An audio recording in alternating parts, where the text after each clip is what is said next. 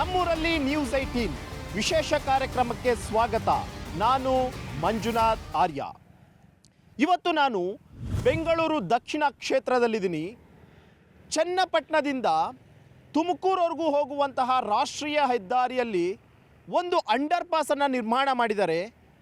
2 ವರ್ಷಗಳಿಂದಲೂ ಕೂಡ ಅಷ್ಟೇ ಮಳೆಗಾಲ ಬಂತು ಅಂತಂದರೆ ಸಾಕು ಈ ಅಂಡರ್ ಪಾಸ್ ಅನ್ನುವಂಥದ್ದು ಸಂಪೂರ್ಣವಾಗಿ ಜಲಾವೃತವಾಗುತ್ತೆ. ಅವೈಜ್ಞಾನಿಕವಾಗಿ ಕಾಮಗಾರಿಯನ್ನು ಮಾಡಿರುವಂಥದ್ದು ರಾಷ್ಟ್ರೀಯ ಹೆದ್ದಾರಿ ಪ್ರಾಧಿಕಾರದವರು ಅಂತೇಳ್ಬಿಟ್ಟು ಈ ಚನ್ನಪಟ್ಟಣ ಜನ ಒಂದು ಆರೋಪವನ್ನು ಮಾಡ್ತಿದ್ದಾರೆ. 2 ವರ್ಷಗಳಿಂದಲೂ ಕೂಡ ಅಷ್ಟೇ ನಿರಂತರವಾಗಿ ಹೋರಾಟವನ್ನು ಮಾಡ್ಕೊಂಡು ಬಂದಿದ್ದಾರೆ. ಸಾಕಷ್ಟು ಬಾರಿ ಪ್ರತಿಭಟನೆಯನ್ನು ಮಾಡಿದ್ದಾರೆ.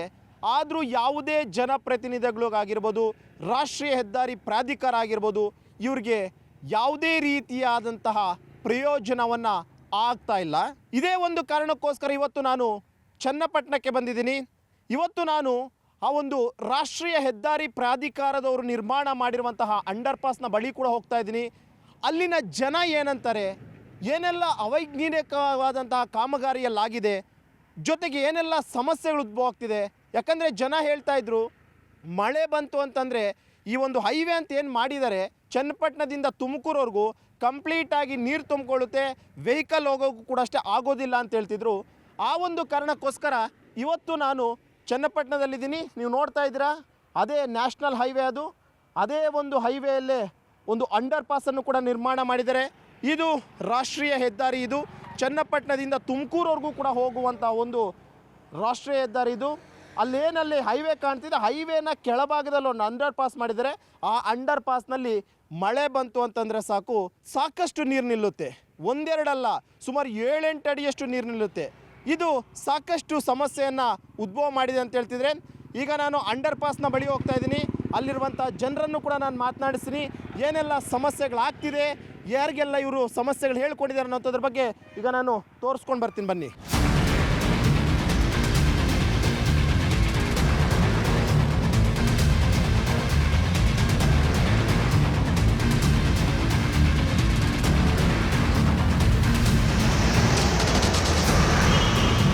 ನಮ್ಮ ಚನ್ನಪಟ್ಟಣ ತಾಲೂಕಿನಲ್ಲಿ ಇದೊಂದು ರೋಡು 3,500 ಗುಂಡಿ ಇದೆ. ಅದು ಮೈಸೂರು ಬೆಂಗಳೂರು ರಾಷ್ಟ್ರೀಯ ಹೆದ್ದಾರಿ ಅಲ್ಲ, ಯಮರಾಜನ ಒಂದು ದಾರಿ ಅಂತ ನಾವು ಅನ್ಕೊಂಡಿದ್ದೀವಿ. ಈಗ ಫ್ಲೈಓವರ್ ಮೇಲೆ ಹೋಗೋರಿಗೆ ಸ್ವರ್ಗ ಅನಿಸ್ತದೆ, ಅಂಡರ್ ಪಾಸ್ನಲ್ಲಿ ಹೋಗೋರಿಗೆ ನರಕ ಸ್ವಾಮಿ. ಇದು ವೈಜ್ಞಾನಿಕವಾಗಿ ನಿರ್ಮಾಣ ಮಾಡ್ತೀನಿ, ಅವೈಜ್ಞಾನಿಕವಾಗಿ ನಿರ್ಮಾಣ ಮಾಡಿ ಪ್ರತಿನಿತ್ಯವೂ ಸಮಸ್ಯೆ ಹೋಗ್ತಾ ಇದ್ದಾರೆ ಸರ್. ಇಲ್ಲಿ ಮಂಡಿ ಹೊಡೆದು ನೀರು ನಿಂತ್ಕೊತದೆ. ನಮ್ಗೆ ಹಣೆ ಬರ ಅನುಭವಿಸ್ತಾ ಇದ್ದೀವಿ. ಚನ್ನಪಟ್ಟಣದ ಜನ ಈಗ ನನ್ನ ಜೊತೆ ಇದ್ದಾರೆ. ಅವ್ರನ್ನೇ ಒಬ್ಬೊಬ್ಬರನ್ನಾಗಿ ನಾನು ಮಾತನಾಡಿಸ್ತೀನಿ. ಸರ್, ಮೊದಲನೇದಾಗಿ 2 ವರ್ಷಗಳಿಂದಲೂ ಕೂಡ ನೀವು ನರಕ ಅನುಭವಿಸ್ತಿದ್ರಂತೆ. ಮಳೆಗಾಲ ಬಂತು, ಮಳೆ ನೀರು ನಿಲ್ತು ಅಂದರೆ ಸಾಕು ಈ ರೋಡೇ ಕಂಪ್ಲೀಟಾಗಿ ಮುಚ್ಚೋಗುತ್ತಂತೆ. ಏನೆಲ್ಲ ಸಮಸ್ಯೆಗಳು ಎದುರಾಗುತ್ತಿಲ್ಲಿ ಅಂತ? ಸರ್, ಮೊದಲಿಗೆ ಇದು ಯಾಕಾಯಿತು ಅಂತ ಇಲ್ಲಿ ನಮ್ಮ ಭಾಗದ ಜನತೆ ಯೋಚನೆ ಮಾಡ್ತಾ ಇದ್ದೀವಿ. ಈ ಹೆದ್ದಾರಿ ಯಾಕೆ ಇಲ್ಲಿ ಹೋಯ್ತು? ಯಾಕಂತ ಅಂದರೆ ಈ ಹೆದ್ದಾರಿ ಆಗೋದು ಅಭಿವೃದ್ಧಿ ದ್ಯೋತಕ. ಆದರೆ ಇಲ್ಲಿ ಅದು ಪರಿಣಾಮ ಹೆಂಗೆ ಬಿಡ್ತು ನಮಗೆ ಅಂದರೆ ಭಾಳಷ್ಟು ಸಮಸ್ಯೆ. ಈಗ ಯಾಕೆಂತಂದರೆ ಇದು ಪ್ರಮುಖವಾದಂಥ ರಾಜ್ಯ ಹೆದ್ದಾರಿ ಸರ್. ಚನ್ನಪಟ್ಟಣ ಟು ಕುಣಿಗಲ್, ತುಮಕೂರಿಗೆ ಸಂಪರ್ಕ ಕಲ್ಪಿಸುವಂಥ ಪ್ರಮುಖ ರಾಜ್ಯ ಹೆದ್ದಾರಿ. ಸಾವಿರಾರು ವಾಹನಗಳು, ನೀವೇ ಕಣ್ಣಲ್ಲಿ ನೋಡ್ತಿದ್ದೀರಿ, ಸಾವಿರಾರು ವಾಹನ ಹೋಗ್ತವೆ. ಇಲ್ಲಿ ಯಾವ ರೀತಿ ಅವೈಜ್ಞಾನಿಕವಾಗಿ ಒಂದು ಅಂಡರ್ ಪಾಸ್ ನಿರ್ಮಾಣ ಮಾಡಿದ್ರು ಅಂದರೆ, ಡೇ 1ನಿಂದ ಏನೋ ಒಂದು ಈ ಕಡೆಯಿಂದ ಆ ಕಡೆ ತಳ್ಳಕ್ಕೊಂದು ಜಾಗ ಬೇಕಾಯಿತು, ಸಂಧಿ ಬೇಕಿತ್ತು, ಮಾಡಿಬಿಟ್ಟು ಹೋಗೋರೆ ಅನ್ನೋದು ಹೊರತುಪಡಿಸಿ ಯಾವುದೇ ರೀತಿಯಾದಂಥ ವೈಜ್ಞಾನಿಕವಾಗಿ ಅಂಡರ್ ಪಾಸ್ ಮಾಡಲಿಲ್ಲ. ಮತ್ತು ಇನ್ನೊಂದೇನು ಅಂದರೆ ಬರೀ ಓಡಾಟದ ಇತಿಹಾಸ ಸರ್. ಆರಂಭದಿಂದ ಡೇ 1ನಿಂದನೂ ಹೋರಾಟ, ರಸ್ತೆ ಅಗಲೀಕರಣ ಮಾಡೋಕ್ಕೂ ಹೋರಾಟ, ಬ್ಯಾರಿಕೇಡ್ ಹಾಕೋಕ್ಕೂ ಹೋರಾಟ, ಮತ್ತು ಅಂಡರ್ ಪಾಸ್ ನಿರ್ಮಾಣ ಮಾಡೋಕ್ಕೂ ಹೋರಾಟ, ಈಗ ಅದನ್ನ ವೈಜ್ಞಾನಿಕವಾಗಿ ಮಾಡಿ ಅಂತಲೂ ಹೋರಾಟ. ಯಾಕೆಂದರೆ ಡೇ 1ನಿಂದನೂ ಹೋರಾಟ ಮಾಡೋದೇ ಈ ಭಾಗದ ಜನತೆಯ ಒಂದು ಶಾಪನೋ ಏನೋ ಗೊತ್ತಿಲ್ಲ. ಯಾಕೆಂದ್ರೆ ಇವತ್ತು ತಾತ್ಕಾಲಿಕವಾಗಿ ನೀರು ಪರಿಹಾರ ಮಾಡವ್ರೆ ಸರ್. ಇಲ್ಲಿ ಮಂಡಿವರೆಗೂ ನೀರು ನಿಲ್ಕೋತದೆ, ನೀರು ಹರಿದು ಹೋಗುವಂಥ ವ್ಯವಸ್ಥೆ ಮಾಡಲಿಲ್ಲ ಇವರು. ಅಂಡರ್ ಪಾಸಲ್ಲಿ ನಿಲ್ಲುವಂಥ ನೀರು ಎಲ್ಲಿಗೆ ಹೋಗ್ಬೇಕಂತೆ? ಅದು ನೀರು ಹೋಗುವಂಥ ಜಾಗಕ್ಕೆ ಹೋದ್ರೆ ಅದು ಆ ನೀರಲ್ಲಿ ನಿಂತ್ಕೊಳ್ಳದೆ ಹೋದರೆ ಯಾರಿಗೂ ತೊಂದರೆ ಆಗಲ್ಲ. ಅವತ್ತು ಮೊನ್ನೆ ಭಾನುವಾರ ನಾನೇ ಬಿದ್ದೆ ಅಲ್ಲಿ, ನನ್ನ ಟೂ ವೀಲರಲ್ಲಿ ನಿಲ್ಸಿದ್ದೀನಿ ನೋಡಿ. ಅದು ಇಷ್ಟುದ್ದ ನಿಂತ್ಕೋತು, ಅದ್ರ ಮುಳಿಕೊಂಡಾಗ ಆಪಾಗೋಯ್ತು. ಆಪಾಗೋಯ್ತೆ ನನಗೆ ಕಾಲು ಆಕ್ಸಿಡೆಂಟ್ ಆಗಿರೋದು ಇದೆಲ್ಲ ಆಪ್ರೇಷನ್. ಒದ್ದಾಡ್ಕೊಂಡು ಬಂದೆ ಈಚೆ. ಯಾಕೆ ಬೇಕು? ಅದು ಅಕಸ್ಮಿತೆಯಿಂದ ಇನ್ನೊಂದು ಅರ್ಧ ಅಡಿ ಮ್ಯಾಕ್ ಆಗಿದ್ರೆ ನಾನೇ ಕೆಳಗೆ ಬಿದ್ದೋಗ್ಬಿಡುವೆ ಅವತ್ತು. ನಾನೇ ಹೋಗ್ಬಿಡ್ತಾ ಇದ್ದೆ. ಈ ನಮ್ಮ ಚನ್ನಪಟ್ಟಣ ತಾಲೂಕಿನಲ್ಲಿ ಇದೊಂದು ರೋಡು ಎಲ್ಲ ಇರ್ತೀನಿ ಈ ಬೇವೂರ ಇದಿರ್ತಾವಿಂದ ಚನ್ನಪಟ್ಟಣದಿಂದ ಸೇತುವೆ ಇದಿರ್ತಾವೆ ಬಿಡಿಜಿತಾವಿಂದ ಹಿಡ್ದು ಸಿದ್ನಳ್ಳಿ ಬಾರ್ಡ್ರ್ವರೆಗೂ 3,500 ಗುಂಡಿ ಇದೆ. 3,500 ಗುಂಡಿ. ಅದೇನು ದೊಡ್ಡ ಚಿಕ್ಕವಲ್ಲ. ಆ ಗುಂಡಿ ತಪ್ಪಿಸ್ಕೊ ಬರೋದಕ್ಕೆ 1.5 ಲೀಟ್ರ್ ಪೆಟ್ರೋಲ್ ಹೋಯ್ತದೆ ಒಂದು 16 ಕಿಲೋಮೀಟ್ರಿಗೆ. ಕಣ್ ಕಾಣಿದ್ರೆ ಈ ಅಂಡರ್ ಪಾಸ್ ಅಲ್ಲಿ ಮಳೆ ಏನಾದರೂ ಜೋರಾಗಿ ಬಂತ ಮಾತಾಡ್ತೀನಿ ಮಳೆ ಜೋರಾಗಿ ಬಂತ ಒಂದು 5 ರಿಂದ 6 ಅಡಿವರೆಗೂ ಕೂಡ ಒಮ್ಮೊಮ್ಮೆ ನೀರು ನಿಂತು ಇವ್ರು ಹೇಳ್ತಾ ಇದ್ರು ಇನ್ನೊಂದು ಅರ್ಧ ಅಡಿ ಇದ್ದಿದ್ರೆ ಬಹುಶಃ ನಾನೇ ಮುಳುಗೋಗ್ತಾ ಇದ್ದೆ ಅಂತ ಹೇಳ್ಬಿಟ್ಟು. ಯಾಕೆ ನೀರು ಹೋಗೋಕೆ ಜಾಗ ಇಲ್ಲ ಇಲ್ಲಿ? ಯಾಕೆ ಆ ರೀತಿ ಅಂತ ಅವೈಜ್ಞಾನಿಕವಾಗಿ ಕಾಮಗಾರಿ ಮಾಡಿದ್ರು ಅಂತ ಇದೆ ಸರ್. ಈಗ ಹೇಳ್ದಂಗೆ ನಮ್ಮವರು ಈಗ ಈ ಭಾಗದ ಜನ ಈ ಅಂಡರ್ ಪಾಸ್ಗೂ ಸುಧಾ ಹೋರಾಟ ಮಾಡಿದಂಥದ್ದು ನಮಗೆ ಬೇಕು ಅಂತೇಳಿ ಆ ಪಕ್ಕದ ಸಂದರ್ಭದಲ್ಲಿ ನಿರ್ಮಾಣ ಮಾಡಿದರು. ಅಲ್ಲಿ ಕಳ್ಳರುಗಳ ಹಾವಳಿಗಳಾಗ್ತದೆ, ಇದು ಬೇಕು ಅಂತೇಳಿ ದೊಡ್ಡ ಹೋರಾಟ ಆಗಿತ್ತು ಅವತ್ತು. ರಸ್ತೆ ತಡೆಗಳೆಲ್ಲ ಮಾಡಿ ದೊಡ್ಡ ಹೋರಾಟ ಮಾಡಿ ಅಂಡರ್ ಪಾಸನ್ನು ನಾವು ಪಡ್ಕೊಂಡು ಹೋರಾಟದ ಮುಖಾಂತರನೇ ಇವತ್ತು ಇಲ್ಲಿನ ಜನ ಸಾವಿರಾರು ಜನ ಪ್ರತಿನಿತ್ಯ 100 ಹಳ್ಳಿಗಳಿಗೆ ಸಂಪರ್ಕ ಕಲ್ಪಿಸುವಂಥ ಇದು ಚನ್ನಪಟ್ಟಣ ರಸ್ತೆ ಮುಖಾಂತರನೇ ಹೋಗಬೇಕು ನಗರಕ್ಕೆ ಹೋಗಬೇಕಾದ್ರೆ. ಆದರೆ ಅವೈಜ್ಞಾನಿಕವಾಗಿ ನಿರ್ಮಾಣ ಮಾಡಿ ನೀರನ್ನು ಎಲ್ಲಿ ಹೋಗಬೇಕು ಪಾಸ್ ಮಾಡ್ದೇನೆ ದುಡ್ಡು ಎಲ್ಲೋ ಕಮಿಷನ್ ಆಸೆಗೋಸ್ಕರ ಅವತ್ತು ವೈಜ್ಞಾನಿಕವಾಗಿ ನಿರ್ಮಾಣ ಮಾಡ್ದೇನೆ ಅವೈಜ್ಞಾನಿಕವಾಗಿ ನಿರ್ಮಾಣ ಮಾಡಿ ಪ್ರತಿನಿತ್ಯವೂ ಸಮಸ್ಯೆ ಅನುಭವಿಸ್ತಾ ಇದ್ದಾರೆ. ಮತ್ತು ಪ್ರತಿನಿತ್ಯವೂ ಸುಧಾ ದನಗಳು ಕರುಗಳು ಮತ್ತು ಇಲ್ಲಿ ಗದ್ದೆ ಇದೆ. ಹಳ್ಳಿನ ಈ ದಾರಿ ಮುಖಾಂತರನೇ ಬರಬೇಕು. ಅವತ್ತು ಮಹಿಳೆಯರು ನೀರು ನಿಂತಿದೆ ಎತ್ತರಕ್ಕೆ, ಅವತ್ತು ಮಹಿಳೆಯರು ಮಕ್ಕಳುಗಳೆಲ್ಲ ಓಡಾಡ್ತಾರೆ, ಈಜಾಡ್ಕೊಂಡು ಬರುವಂಥ ಪರಿಸ್ಥಿತಿ ಸನ್ನಿವೇಶ ಇರುವಂಥದ್ದು. ಇದು ನಮ್ಮ ಏನು ಇವತ್ತು ಗ್ರೇಟ್ ಬೆಂಗಳೂರು ಅಂತೇಳಿ ನಮ್ಮ ಡಿ ಕೆ ಶಿವಕುಮಾರ್ ಅವರು ಮಾಡ್ತಾ ಇದ್ದಾರೆ. ಮತ್ತು ಇವತ್ತು ದಕ್ಷಿಣ ಜಿಲ್ಲೆಯನ್ನಾಗಿದ್ದಾರೆ. ನಾವೆಲ್ಲ ಬೆಂಗಳೂರಿನವರು. ಆದರೆ ನಮ್ಮ ಪರಿಸ್ಥಿತಿ ಯಾವ ರೀತಿ ಗೊತ್ತಿಲ್ಲ. ನಾವು ಎಲ್ಲೋ ಬೇರೆ ಎಲ್ಲ ಉತ್ತರ ಕರ್ನಾಟಕದ ಜನ ಅವತ್ತು ರೈತರುಗಳು ನೋವನ್ನು ರಸ್ತೆಗಳಿಲ್ಲ ಚರಂಡಿಗಳಿಲ್ಲ ಅಂತ ಹೇಳ್ತಾರೆ. ಇವತ್ತು ನಾವು ಬೆಂಗಳೂರು ದಕ್ಷಿಣ ಜಿಲ್ಲೆಯವರಾದ್ರೂ ಸುಧಾ ನಮ್ಮ ಸಮಸ್ಯೆ ಸುಧಾ ಅದೇ ರೀತಿ ಆಗಿರುವಂಥದ್ದು. ನಮ್ಮ ಈಗ ರಾಷ್ಟ್ರೀಯ ಹೆದ್ದಾರಿ ಪ್ರಾಧಿಕಾರದವರು ಎಷ್ಟು ವರ್ಷದ ಹಿಂದೆ ಇದನ್ನ ಅಂಡರ್ ಪಾಸ್ನ ನಿರ್ಮಾಣ ಮಾಡಿದ್ದು ಅಂತ ಇದೆ? ಸುಮಾರು ಒಂದು 3.5ರಿಂದ 4 ವರ್ಷಕ್ಕೆ ಬಂತು ಇದು ಸಂಪರ್ಕ ಇದೆ. 4 ವರ್ಷಗಳಿಂದೆ ಇನ್ನೇನು ಕಾಮಗಾರಿ ಶುರು ಮಾಡಿದ್ರಲ್ಲ ಅವಾಗ ಕೇಳಿದ್ರ ಒಂದು ವೇಳೆ ಮಳೆ ನೀರು ನಿಂತ್ಕೊಂತು ಅಂದರೆ ಹೋಗೋದಕ್ಕೆ ಏನಾದರೂ ಜಾಗ ಮಾಡಿದ್ದೀರಾ ಅಥವಾ ನೀರು ಒಳಗಡೆನೇ ಏನಾದರೂ ಹೋಗೋಕೆ ಅಂದರೆ ಡ್ರೈನೇಜ್ ವ್ಯವಸ್ಥೆ ಏನಾದರೂ ಮಾಡಿದ್ದೀರಾ ಅಂತ ಕೇಳಿದ್ರ ನೀವು? ಅದಕ್ಕೆ ಹೋರಾಟನೂ ನಡೀತು. ಏನಂತ ಅಂದರೆ ಈ ಭಾಗದ ಜನ ಎಲ್ಲ ನಿಂತ್ಕೊಂಡು ಹೋರಾಟ ಮಾಡಿ ಇದನ್ನು ವೈಜ್ಞಾನಿಕವಾಗಿ ಮಾಡಿಲ್ಲ ಅನ್ನುವಂಥದ್ದು. ಈಗಾಗಲೇ ಅಪಘಾತ ಆಗಿ ಸಾವೂ ಆಗಿದೆ. ಇದು ಏನಾಗಿದೆ ಅಂದರೆ ನೀರು ನಿಂತ್ಕೊಂಡು ಕಾಲು ಮುರಿದೋಗಿದ್ದಂಥ ಸಂದರ್ಭವೂ ಇದೆ, ಅದು ವಿಡಿಯೋನೂ ಇದೆ ನಮ್ಮ ಹತ್ರ. ಆ ಥರದ ಅಪಘಾತನೂ ಆಗಿ ಎಲ್ಲ ಕೇಳಿ ಸ್ಟ್ರೈಕ್ ಮಾಡಿ 100 ಜನ ಈಗ ಈ ಭಾಗದವರೆಲ್ಲ ನಿಂತ್ಕೊಂಡು ರೈತರುಗಳಿರ್ಬೋದು ಹೋರಾಟಗಾರರು ಇರ್ಬೋದು ಎಲ್ಲರೂ ಹೋರಾಟ ಮಾಡಿ ಈ ಜಾಗನ ಮಾಡಿಸಿದ್ರು. ಇವತ್ತು ಹೈಟ್ ಇಲ್ಲ, ಅದು ಬಂತಿದ್ದಂಗೆ ಮೇಲ್ಗಡೆ ಇದು ತಡೀತದೆ, ಏನೋ ಇದಾಕಿರುವಂಥದ್ದು ತಡೀತದೆ. ಅದನ್ನು ಕೇಳಿ ಎಲ್ಲ ಮಾಡಿ ಸ್ಟ್ರೈಕ್ ಮಾಡಿ ನೀರೆಲ್ಲ ನಿಲ್ಲಿಸ್ಬಿಟ್ಟಿದ್ರು. ತಿರ್ಗಾ ಮೊನ್ನೆ ಶಾಸಕರು ಹೇಳಿ ಅದನ್ನು ನೀರು ತೆರವುಗೊಳಿಸಿದ್ದಾರೆ. ಅದೇನೋ ಅನುದಾನ ಏನೋ ಕೊಟ್ಟಿಲ್ಲ ಅಂತ ಅನ್ನುವಂಥದ್ದು NH ರೋಡ್ನವ್ರು ಹೇಳ್ತಾರೆ. ಅದು ಮೈಸೂರು ಬೆಂಗಳೂರು ರಾಷ್ಟ್ರೀಯ ಹೆದ್ದಾರಿ ಅಲ್ಲ, ಯಮರಾಜನ ಒಂದು ದಾರಿ ಅಂತ ನಾವು ಅಂದ್ಕೊಂಡಿದ್ದೀನಿ.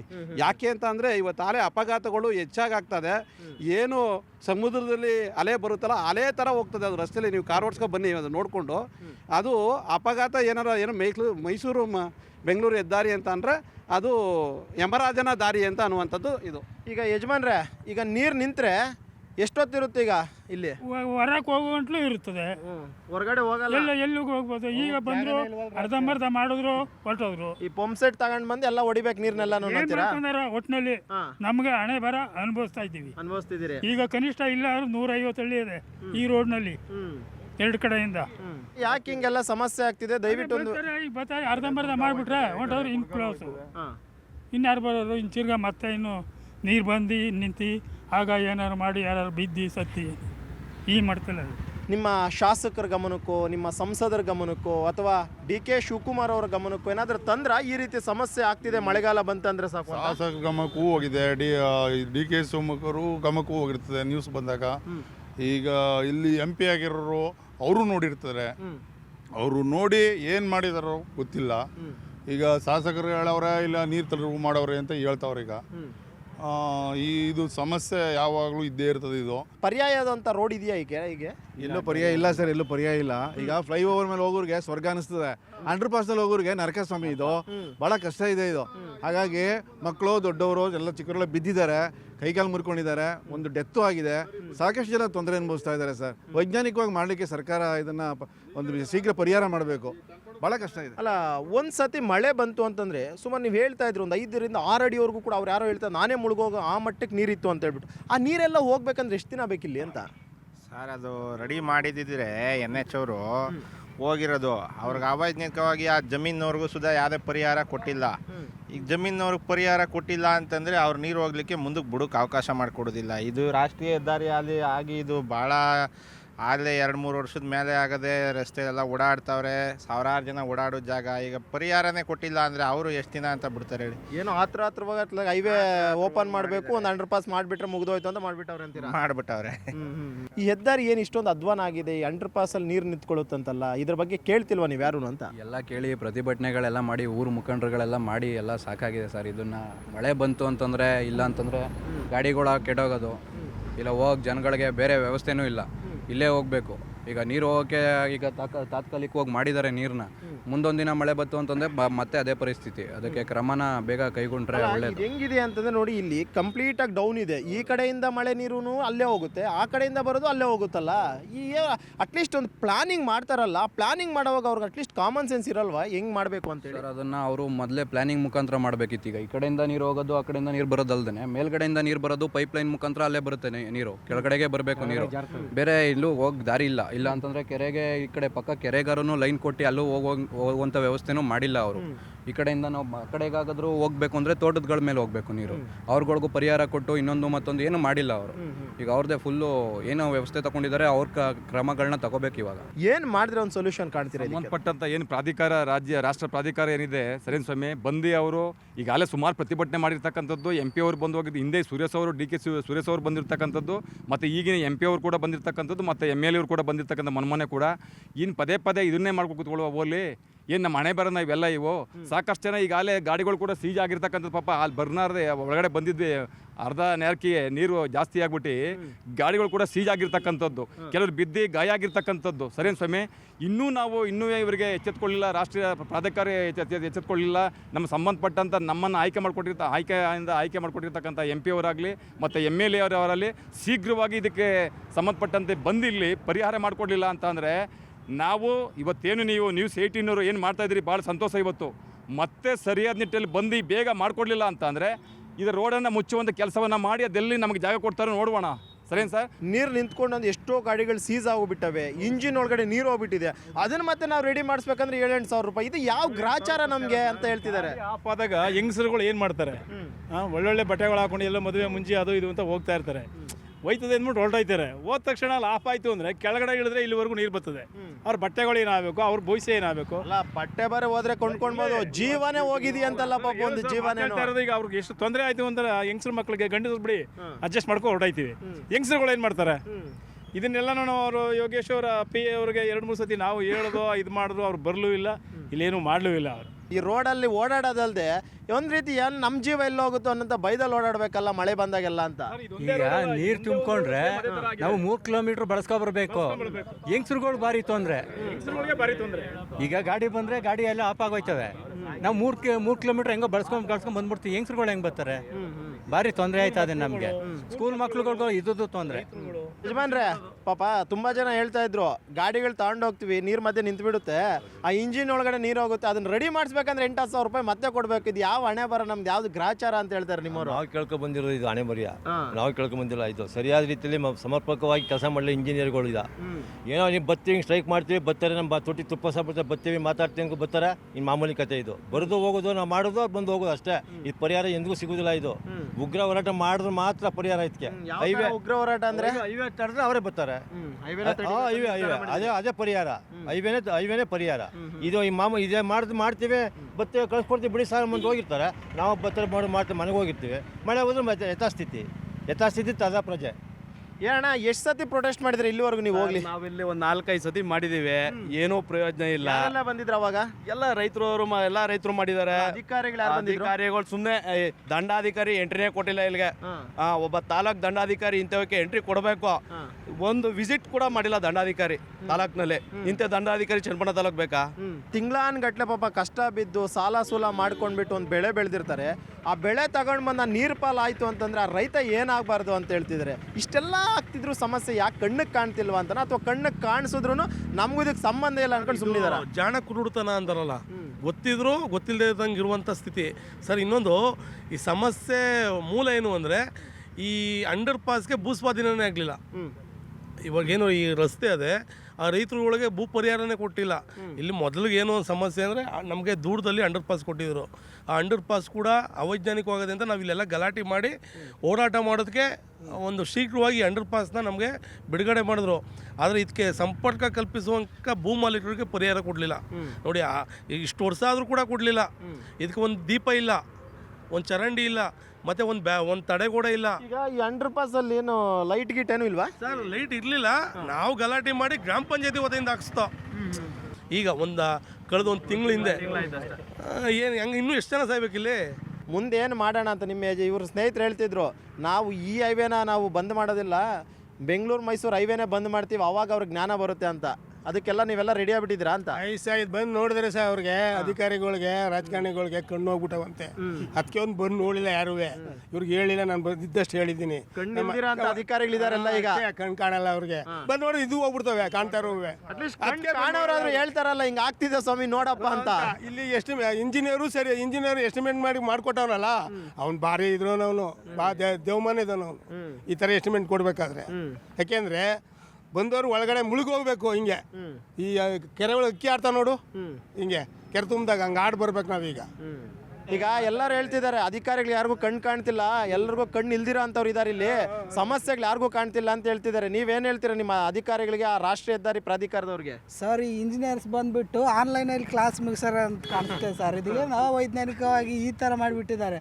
ಅಲ್ಲಿ ನೀರು ನಿಂತುಬಿಟ್ರೆ ಆ ಕಡೆಯಿಂದ ಈ ಕಡೆ ರೈತರಿಗೆಲ್ಲ ಸಮಸ್ಯೆ ಆಗ್ತದೆ. ಕೋವಿಡ್ ಟೈಮಲ್ಲಿ ಕಟ್ಟಿದ್ದ ಇದು ಮೇ ಬಿ ಆ ಟೈಮ್ ಅನಿಸುತ್ತೆ ಸರ್. ಇದು ಫುಲ್ ಅವೈಜ್ಞಾನಿಕವಾಗಿದೆ ಸರ್. ಅದು ಆ್ಯಕ್ಚುಲಿ ನೋಡಿ, ಈ ಕಡೆಯಿಂದ ಫುಲ್ ಈ ಥರ ಸ್ಲಿಪ್ ಇದೆ ಅಲ್ವಾ, ಅಲ್ಲೆಲ್ಲ ನೀರೆಲ್ಲ ಫುಲ್ ಆನ್ಲೈನ್ ಪಾಠ ಕಲ್ತು ಹಿಂಗೆ ಮಾಡಿದ್ದಾರೆ. ಅಟ್ಲೀಸ್ಟ್ ಆಫ್ಲೈನ್ ಆದ್ರೂ ನೀವು ಹೇಳ್ಕೊಡಿ ಪಾಠ, ಈಗ ಹೋಗ್ಲಿ ಅತ್ಲಿಗೆ ಅವ್ರಿಗೆ. ಅದೇ ನಾವು ಆ್ಯಕ್ಚುಲಿ ನಮ್ಮದು ಬೇರೆ ಡಿಸ್ಟಿಕ್ ಬಂದುಬಿಟ್ಟು ಇಲ್ಲಿ ಬಂದು ಹೆವಿ ನೀರು ನಿಲ್ಲುತ್ತೆ. ಇಲ್ಲಿ ಸರ್ವಿಸ್ ರೋಡ್ ಅವ್ರಿಗೆ ಟೆಂಪ್ರರಿಯಾಗಿ ಒಂದು 4 ತೆಪ್ಪಗಳು ಕೊಡಿಸ್ಬಿಡೀನಿ. ಈ ಕಡೆಯಿಂದ ಆ ಕಡೆಗೆ, ಆ ಕಡೆಯಿಂದ ಈ ಕಡೆ ಒಡ್ಡಾಡಿ ಸರ್ ಅವರು. ಟೆಂಪ್ರರಿಗೆ ಅವರು ಪರ್ಮನೆಂಟ್ ಆಗಿ ಮಾಡ್ಕೊಡಲ್ಲ. ಇವತ್ತು ಬಂದ್ರೆ ನಾಳೆ ಅಂತಾರೆ, ನಾಳಿದ್ದು ಅಂತಾರಲ್ಲ, ಅದ್ರ ಬದಲು ಟೆಂಪ್ರರಿ ಮಾಡ್ಕೊಡೀನಿ ಸರ್. ಅವ್ರ ಕಡೆ ಸರ್ವಿಸ್ ರೋಡ್ ತೆಪ್ಪ ಬಗ್ಗೆ ಮಾಡಿಸ್ಬಿಡಿ ಸರ್ ಅಷ್ಟೇ. ಅವ್ರೇ ಬಿಟ್ಬಿಡಿ ಕೆಲಸಕ್ಕೆ. ಈ ಕಡೆ ನೋಡಿಲಿ, ಆ ಕಡೆಯಿಂದ ನೋಡಿಲಿ, ಅವರು ಅವ್ರಿಗೆ ಸರ್ ಹೋಗುತ್ತಲ್ಲ. ಸರ್, ಇದು ಅಂಡರ್ ಪಾಸ್ ಮಾಡಿರೋದೇ ಕುಲ್ಗೇಟ್ ಕೆಲಸ. ಈಗ ಈ ಭಾಗದವ್ರಿಗೆಲ್ಲ ನೀರು ತುಂಬ್ಕೊಬಿಡ್ತಾ ಇದೆ. ಅವತ್ತು ಇಂಜಿನಿಯರ್ ಬಂದಿದ್ರು, ನಾನು ಮಾತಾಡಿದೆ ಇಲ್ಲಿ. ಅವರು ಯಾರು ಸಾಯ್ಲಿ ಬಿಡ್ರಿ ಅಂದ್ಬಿಟ್ಟೋದ್ರು. ನನ್ನ ಎದುರಿಗೆ ಖುದ್ದಾಗೆ ಬಿಟ್ಟೋದ್ರು, ನೀರು ತುಂಬ್ಕೊಬಿಟ್ಟದಲ್ಲಿ ಅಂದರೆ ಇದಕ್ಕೂ ನಮಗೂ ಸಂಬಂಧ ಇಲ್ಲ ಅಂದರು. ಅವ್ರ ಫ್ಯಾಮಿಲಿ ಅವ್ರು ಸತ್ತಾಗ ಮಾತ್ರ ಅವ್ರಿಗೆ ನೋವು ಗೊತ್ತಾಗದು. ಯಾರಾದ್ರೂ ಸತ್ರೆ ಹೆಂಗೆ ನೋವು ಗೊತ್ತಾಗೋ ಅದಕ್ಕೂ ಗೊತ್ತಿಲ್ಲ ಅಂದರು. ನೀರು ಹೋಯ್ತಾ ಇಲ್ಲ, ಅದಕ್ಕೆ ಹೆಂಗಾರ ಮಾಡಿ ಇದಕ್ಕೊಂದು ರೋಡ್ ಮಾಡ್ಬೇಕು ಸರ್. ನೀವೆಲ್ಲ ಮುಂದಿನ ನಿರ್ಧಾರ ಏನು ಅನ್ನುವಂಥದ್ದನ್ನು ಆ ರಾಷ್ಟ್ರೀಯ ಹೆದ್ದಾರಿ ಪ್ರಾಧಿಕಾರ ನ್ಯೂಸ್ 18 ಮೂಲಕ ಹೇಳಿ. ರಾಷ್ಟ್ರೀಯ ಹೆದ್ದಾರಿ ಪ್ರಾಧಿಕಾರ ಏನಾರು ಬದುಕಿದ್ರೆ, ಅಧಿಕಾರಿಗಳು ಏನಾದ್ರು ಜೀವಂತವಾಗಿದ್ದರೆ ಈ ಸಮಸ್ಯೆನ ಕೂಡಲೇ ಪರಿಪಡಿಸಬೇಕು. ಅದು ಏನು ಶಾಶ್ವತವಾದಂಥ ಪರಿಹಾರ. ಒಂದು ವೈಜ್ಞಾನಿಕವಾಗಿ ಅಂಡರ್ ಪಾಸ್ ಸುಲಲಿತವಾಗಿ ಜನಸಂಚಾರ ಹೇಗಿರಬೇಕು ಅದಕ್ಕೆ ತಯಾರು ಮಾಡಿಕೊಡ್ಬೇಕು. ಇಲ್ಲದೆ ಹೋದರೆ ನಾವು ಈ ಹೆದ್ದಾರಿ ಬಂದ್ ಮಾಡಲ್ಲ, ನಮ್ಮ ರಸ್ತೆ ನಾವು ಮುಚ್ಕೊಳ್ಳಲ್ಲ. ಈ ಭಾಗ ಸರ್, ಇದು ಬರೀ ನಮ್ಮೂರ ಸಮಸ್ಯೆ ಅಲ್ಲ, ಇಲ್ಲ ನಮ್ಮ ಪಕ್ಕದೂರ ಸಮಸ್ಯೆ ಅಲ್ಲ. ಒಂದು ಕನಿಷ್ಠ ಪಕ್ಷ 70ರಿಂದ 80 ಗ್ರಾಮಗಳು ಸಂಪರ್ಕ ಕಲ್ಪಿಸುವಂಥ ಪ್ರಮುಖ ರಸ್ತೆ ಇದು. ಇವತ್ತು ಜನ ಎಲ್ಲ ರೋಚಿಕೆದವ್ರೆ. ಎಲ್ಲರನ್ನೂ ಸಂಘಟನಾತ್ಮಕವಾಗಿ ಒಂದು ಸಂದೇಶ ಕೊಟ್ಟು ಆ ಒಂದು ಬೆಂಗಳೂರು ಮೈಸೂರು ಅದು ಭಾನುವಾರನೇ ಆಡ್ತೀವಿ ಸರ್. ಆಮೇಲೆ ಇನ್ನೊಂದು ಸರ್, ಇದು ಚನ್ನಪಣ್ಣ ಕೌಮಾನ ಯಾಕೆ ಅಂತ ಹೇಳ್ತೀನಿ ಕೇಳಿ. ಬರೀ ಗ್ರಾಮಗಳ ಸಂಪರ್ಕ ಒಂದೇ ಅಲ್ಲ. ಇವತ್ತು ಒಂದು ಪ್ರಸಿದ್ಧ ಗೌಡಗೆರೆ ಪುಣ್ಯಕ್ಷೇತ್ರಕ್ಕೆ ಇಡೀ ರಾಜ್ಯದಿಂದ ಜನ ಬದವ್ರೆ, ಸಾವಿರಾರು ಜನ ಬದವ್ರೆ. ಅದೇ ರೀತಿ ಭಾಗದಲ್ಲಿ 10 ಪುಣ್ಯಕ್ಷೇತ್ರಗಳವೆ. ಅದಕ್ಕೆಲ್ಲ ಈ ರಸ್ತೆಯಲ್ಲೇ ಬರ್ತಾರೆ, ಹೊರಗಡೆಯಿಂದೆಲ್ಲ ಬರ್ತಾರೆ, ಬೆಂಗಳೂರು, ತಮಿಳ್ ಆ ಕಡೆಯಿಂದೆಲ್ಲ ಬರ್ತಾರೆ. ನೋಡೋ ನಮ್ಗೆ ನಾಚಿಕಾಗಲ್ವಾ? ನಮ್ಮ ತಾಲೂಕು ಕೌಮಾನ ಅಲ್ವಾ ಇದು? ಹೀಗಾಗಿ ನಿಮ್ಮ ನ್ಯೂಸ್ 18ನ ಸಾಮಾಜಿಕ ಕಳಕಳಿಗೆ ನಮ್ಮ ಗ್ರಾಮದ ಪರವಾಗಿ, ನಮ್ಮ ಈ ಭಾಗದ ಈ ರಸ್ತೆಯ ಸಾರ್ವಜನಿಕರ ಪರವಾಗಿ ತುಂಬ ಹೃದಯದ ಧನ್ಯವಾದ ಸಲ್ಲಿಸ್ತೀವಿ ಸರ್. ಮತ್ತು ಎಚ್ಚರಿಕೆ ಕೂಡ ಕೊಡ್ತೀವಿ. ಖಂಡಿತವಾಗಿ ಹೋರಾಟ, ದೊಡ್ಡ ಮಟ್ಟದಲ್ಲಿ ಹೋರಾಟ ನಡೀತದೆ ಸರ್. ಮುಂದೇನಾದರೂ ಎಚ್ಚೆತ್ಕೊಂಡು ಇದನ್ನು ಸರಿಯಾದ ರೀತಿಯಲ್ಲಿ, ಮಳೆ ಬಂದಾಗ ನೀರು ನಿಲ್ಲದೆ ರೀತಿಯಲ್ಲಿ ಏನಾದರೂ ಮಾಡಿದ್ರೆ ಬೆಟರು. ಇಲ್ಲ ಅಂತಂದರೆ ನಾವು ಈ ಒಂದು ಹೆದ್ದಾರಿನ ಬಂದ್ ಮಾಡಲ್ಲ, ಬೆಂಗಳೂರು ಟು ಮೈಸೂರು ಹೈವೇ ಏನಿದೆ ಅದನ್ನು ನಾವು ಬಂದ್ ಮಾಡ್ತೀವಿ. ನಮ್ಮ ಮೇಲೆ ಕೇಸ್ ಹಾಕಿದ್ರೂ ಪರವಾಗಿಲ್ಲ, ನಮ್ಮ ಒಂದು ಸಮಸ್ಯೆನ ಬಗೆಹರಿಸ್ಕೊಳ್ಳೋದಕ್ಕೆ ನಾವು ಯಾವ ಮಟ್ಟಕ್ಕೆ ಹೋಗೋಕೆ ಕೂಡ ಸಿದ್ಧವಾಗಿದ್ದೀವಿ ಅನ್ನೋಂಥ ಒಂದು ಮಾತನ್ನು ಚನ್ನಪಟ್ಟಣದ ಜನ ಹೇಳ್ತಾ ಇದ್ದಾರೆ. ಇದು ಈ ಊರಿನ ಸಮಸ್ಯೆ. ನಾಳೆ ಮತ್ತೊಂದು ಊರಿನ ಸಮಸ್ಯೆಯೊಂದಿಗೆ ನಿಮ್ಮ ಮುಂದೆ ಬರ್ತೀವಿ. ಅಲ್ಲಿವರೆಗೂ ನೋಡ್ತಾ ಇರಿ ನ್ಯೂಸ್ 18, ಜಾಲ ನಮ್ಮದು, ಬಲ ನಿಮ್ಮದು.